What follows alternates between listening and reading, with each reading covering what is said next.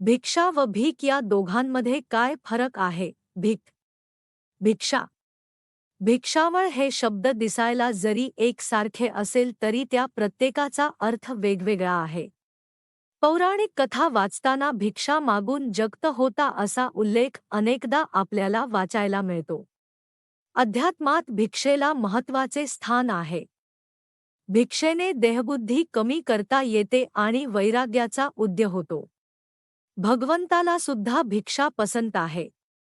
भगवान शिवशंकर, गुरुदत्तात्रेय, गोरक्षनाथादी सिद्ध पुरुष भिक्षा मागतात असे सांगितले आहे. भिक्षा हा शब्दप्रयोग भीक शब्दापेक्षा थोडा उच्च आणि सन्माननीय आहे. तो शब्द संस्कृत भाषेतील आहे. बहुतांशी ब्राह्मणांमध्ये तो वापरला जातो. भिक्षा मागून राहणारा अर्थात ब्राह्मण. ब्राह्मणाकडेच भिक्षा मागून निर्वाह करणारा तो ब्रह्मचारी किंवा संन्यासी असतो. तो केवळ स्वतःच्या गरजेएवढे अन्न, धान्य मागतो. कारण तो एकटा राहतो. त्याला धनसंग्रहाची आवश्यकता नसते. मोह नसतो. निर्वाहासाठी अशी भिक्षा मागणाऱ्या ब्राह्मणाला भिक्षू किंवा बटू म्हणत. आता ते फक्त मुंजीत असतात.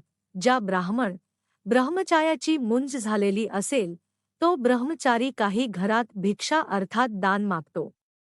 त्या दानाला भिक्षान म्हणता भिक्षाळ किंवा भिक्षावळ म्हणून संबोधतात. तसा विधी मुंजीत असतो. धार्मिक रूढी, संस्कार म्हणून त्याला त्या काळात भिक्षा मागावी लागते. त्या ब्रह्मचार्याला बटू किंवा बटूक असे संबोधले जाते. पुराणकथेनुसार विष्णूने वामनावतारात भिक्षेचे महत्त्व सांगितले आहे. मनुष्यमात्र जन्मत भिक्षुकच असतो कारण त्याला आईकडून दूध मिळते, गुरुकडून शिक्षण वगैरे.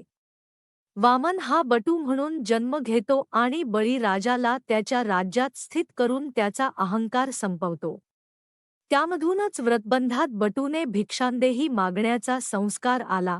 भिक्षुकी हा शब्द त्यातूनच व्यावसायिक कारणाने निर्माण झाला. भिक्षुक हा शब्दप्रयोग विशेषतः याज्ञिकीवर निर्वाह करणाऱ्या ब्राह्मणांसाठी वापरला जातो. त्याला याज्ञिकही संबोधतात. याज्ञिक हा अग्नी ठेवून होम करण्याचे शास्त्रोक्त कर्म करतो. तो लग्न, मुंज इत्यादी धर्मकृत्ये चालवण्याचे अनुष्ठान जाणणारा असतो. तो त्यांच्या परिवाराचा निर्वाह धर्मकृत्यातून मिळणारे दान दक्षिणाण्यावर करतो. त्याला जे काही धनधान्य लग्न, मुंज, श्राद्ध अशी वेगवेगळी धार्मिक कृत्ये केल्यावर यजमानांकडून दिले जाते त्याला दान, भीक म्हणता येत नाही. तो त्याच्या कामाचा, श्रमाचा मोबदला असतो. त्याला दक्षिणा किंवा बिदागी म्हणतात. समर्थ संप्रदायात भिक्षेचे नियम दिलेले आहेत. मेखला, शिरोवस्त्र, झोळी, कमरेस बांधाव्याचे राम नामांकित वस्त्र व भगवे निशाण अशी पंचवस्त्रे भिक्षेच्या वेळी असावीत. भिक्षा मागून झाल्यावर मनोबोधातील शेवटचा श्लोक म्हणून झोळी देवापुढे ठेवावी व तिची पूजा करून सुरवरदायिनी ही आरती म्हणावी, असा भिक्षेच्या आचाराचा भाग समर्थ रामदासांनी सांगितला आहे. समर्थांनी भिक्षा निरूपण्या समासात भिक्षेचे फायदे, पद्धती समजून सांगितल्या आहेत. ऐसा भिक्षेचा महिमा. भिक्षा माने सर्वोत्तमा ईश्वराचा अगाध महिमा. तोही भिक्षा मागे दत्तगोरक्ष आदिकरुणी. सिद्ध भिक्ष मागती जनी निस्पृहता भिक्षेपासूनी. प्रगट होये, आता भीक मागणे म्हणजे काय? गरजवंत मनुष्य गरज भागण्यासाठी दुसऱ्याकडे गरजेच्या वस्तूची मागणी करतो. हात पसरतो म्हणजे याचना करतो. त्याला भीक मागणे असे उपहासाने म्हटले जाते. दरवाजावर आलेल्या किंवा रस्त्यावरून जाणाऱ्या पुढे हात पसरणाऱ्याला भिकारी म्हणून संबोधले जाते. भिकारी मंदिरे, तीर्थक्षेत्रे, जत्रा अशा ठिकाणी असतात. भीक हा हीन, कमी प्रतीचा, निंदार्थी शब्द आहे. भीक लागणे, भिकेचे डोहाळे लागणे, भीक घालणे असे वाक्प्रचारही त्यापासून तयार झाले आहेत. एखादी वस्तू, माल खरेदी केला गेला आणि दुसऱ्याच्या दृष्टीने ती वस्तू, सामान हलकी ठरली तर त्या वस्तूला भिकार असे म्हटले जाते. भिकार म्हणजे टाकाऊ, हीन, खालच्या दर्जाची. भिकारडा असाही शब्द आहे. पु ल देशपांडे यांच्या 3 पैशांचा तमाशामध्ये भिकारी आणि भीक मागणे हा कसा संघटित मोठा गुन्हा बनला आहे त्याचे दर्शन होते. भीक, भिक्षा, भिकारी, भिकार ही नामे, विशेषणे सर्वसामान्य याचकांसाठी वापरली जातात. ती दारोदार जाऊन अगर एका जागी बसून येणाऱ्या जाणाऱ्याकडे दान मागतात. त्यांच्यासाठी आहेत. ती एक प्रवृत्ती समाजात वाढत गेलेली आहे. ती संबोधने विशिष्ट व्यक्ती अथवा जमाती यांच्यासाठी वापरली जात असत. कालांतराने ती समस्त याचक प्रवृत्तीसाठी वापरली जाऊ लागली.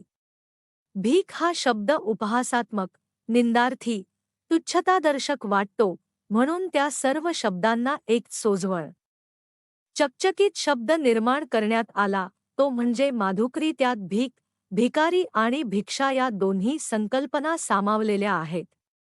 प्राचीन भारतात भिक्षा मागण्याची प्रथा आध्यात्मिक परंपरेचा एक भाग होता. एक आध्यात्मिक साधक आपल्या दरवाजावर येऊन भिक्षा मागतोय त्याला अन्नदान करणे म्हणजे मोठं भाग्य असे समजले जात होते. स्वतःमधील मीपणा कमी करण्याचे साधन म्हणूनही भिक्षेकडे पाहण्यात येते. एक संन्यासी आध्यात्मिक उन्नतीसाठी भिक्षा मागतो.